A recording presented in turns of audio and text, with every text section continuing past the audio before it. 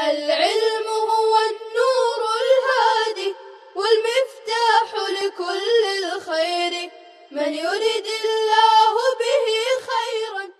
السلام علیکم ورحمۃ اللہ وبرکاتہ. بسم اللہ الرحمن الرحیم. الحمد للہ رب العالمین والعاقبۃ للمتقین والصلاة والسلام علی سید المرسلین وعلی آلہ واصحابہ اجمعین. عزیز طلبہ، ہدایہ خیرین جلد 40 کا یہ سبق ہے. آپ کے سامنے ایک عبارت ہے وَمَنْ قَالَ لِآخَرَ أَخَذْتُ مِنْكَ أَلْفَ دِرْهَمٍ وَدِيعَةً فَهَلَكَتْ. ایک شخص اقرار کر رہا ہے. کتاب الاقرار کا ذکر ہے. کتاب الاقرار میں استثناء کی کچھ شکلیں ہوتی ہیں، الگ الگ شکلیں ہیں استثناء کی. یہاں پر بھی گویا اقرار کر رہا ہے اور زمان سے بچنا چاہ رہا ہے. کہا اس نے اخذت منک الف درہم، میں نے تجھ سے 1000 درہم امانت کے طور پر لیا. پھر وہ ہلاک ہو گیا. وہ یہ کہہ رہا ہے کہ اسے 1000 درہم کا زمان میرے اوپر واجب نہیں، چونکہ امانتاً تھے. آپ غور کیجئے، لفظ پر اخذتو کا لفظ استعمال کر رہا ہے. امانت کوئی کسی سے لیتا نہیں ہے، امانت دی جاتی ہے، امانت رکھی جاتی ہے. اخذتو کا لفظ استعمال کر رہا ہے وہ. سامنے والے نے جو مقر لہو، اس نے کہا بل اخذتہا غصباً، تو نے غصب کے طور پر لیا ہے، امانتاً نہیں.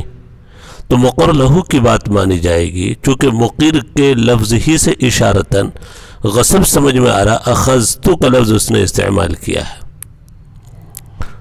تو غصب کہنا مقر لہو کا درست ہوگا، زمان دینا پڑے گا. وَإِنْ قَالَ أَعْطَيْتَنِيهَا وَدِيعَةً، اور اگر یہ لفظ اس نے استعمال کیا تو نے مجھے، پرانے نسخے میں کچھ اور یہ عبارت ہے، أَعْطَيْتَهَا ہے پرانے نسخے میں. صحیح لفظ یہی ہے أَعْطَيْتَنِيهَا وَدِيعَةً، تو نے مجھے امانت کے طور پر یہ دیا. فقال اللہ، کہہ رہا نہیں بل غصب تنیہا، تو نے مجھ سے اس کو غصب کیا.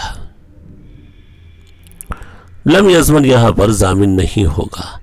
لفظ اخذ کا حکم الگ ہے، لفظ اعطا کا حکم الگ ہے. اس نے اخذتو کہا، میں نے لیا، یہ لینا غصب پر اور جبر پر دلالت کر رہا ہے. اعطیتا کہا، سامنے والے نے خود دیا ہے اور امانت دی جاتی ہے. اسے لفظ اعطا کا حکم الگ ہے، لفظ اخذ کا حکم الگ ہے.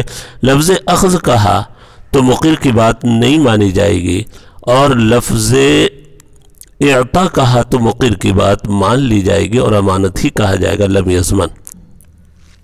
دیکھیے مصنف خود فرما رہے ہیں آگے صاحب ہدایہ، والفرق ان فی الفصل الاول اقر بسبب الزمان، اور فرق یہ ہے کہ پہلی والی شکل میں جبکہ اس نے اخذتو کا لفظ استعمال کیا ہے، اقر بسبب الزمان، اس نے سبب زمان کا، زمان کے سبب کا اقرار کر لیا، چونکہ اخذتو کا لفظ استعمال کیا ہے. وہو الاخذ.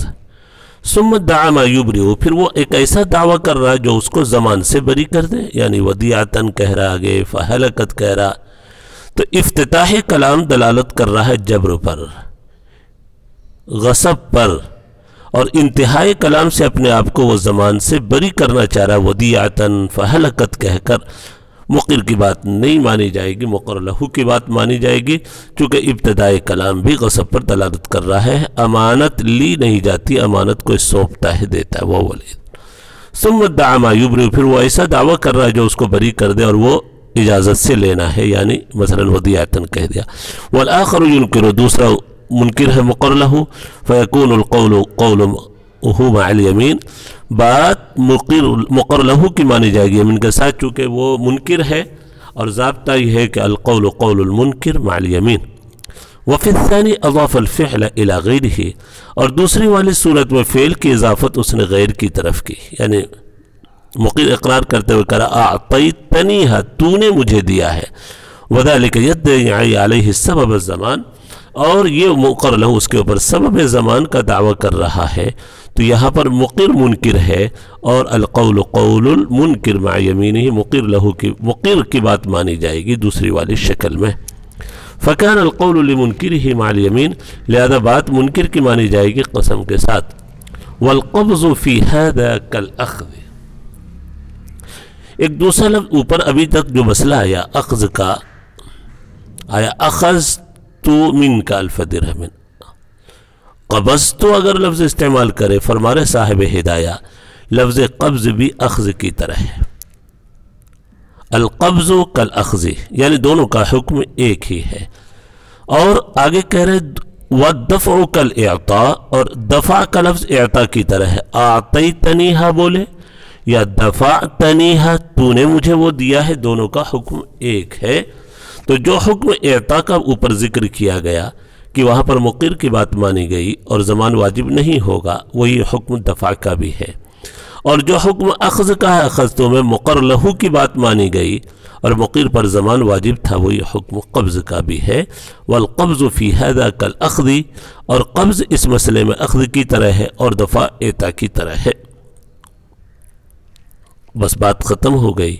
اشکال ہوا لفظ قبض کو انہوں نے اخذ کی طرح کہا ہے، اس پر اشکال یہ ہوا کہ دیکھو قبض کو کیسے اخذ کی طرح کہہ رہے ہیں، حالانکہ اعطاء اور دفع میں بھی قبضہ کرنا پایا جاتا ہے۔ جب آدمی کوئی کسی کو دے گا، حوالے کرے گا، ظاہر ہے کہ قبضہ بھی کرنا پڑے گا۔ جب اعطاء اور دفع میں بھی قبضہ موجود ہے تو قبض کو بھی اعطاء اور دفع کی طرح کہنا چاہیے۔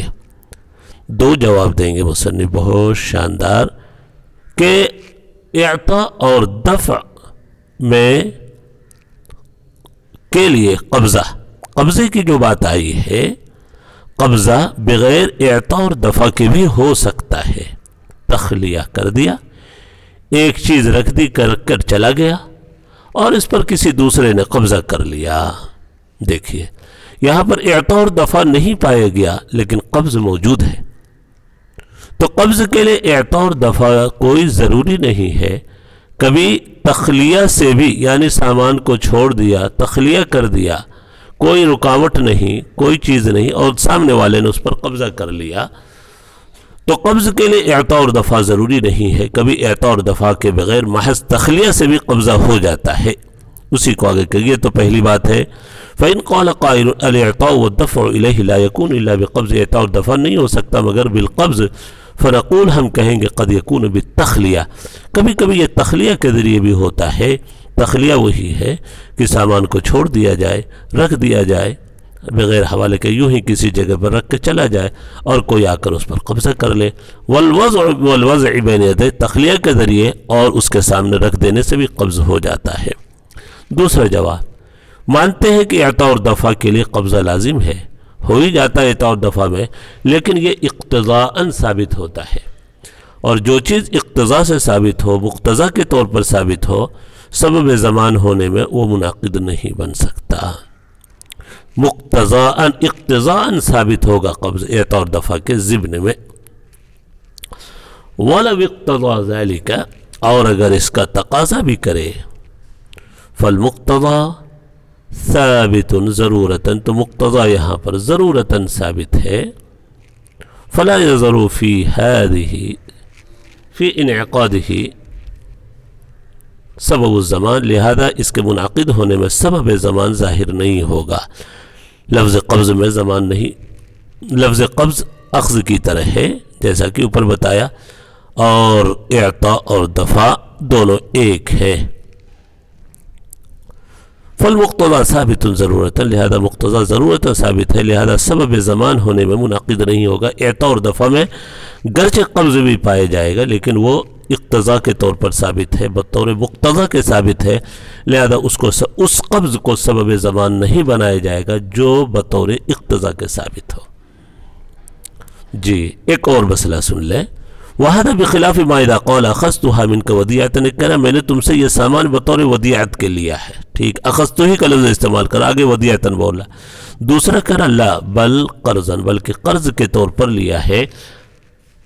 دیکھیے یہاں پر بات مقر کی مانی جائے گی،